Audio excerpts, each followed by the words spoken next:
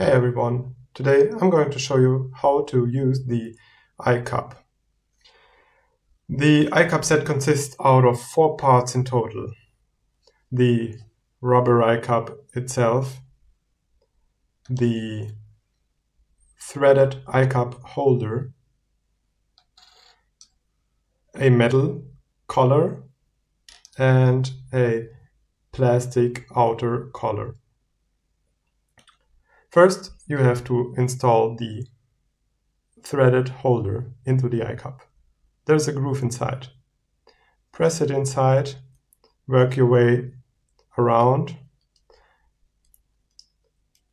until it fits snugly like that.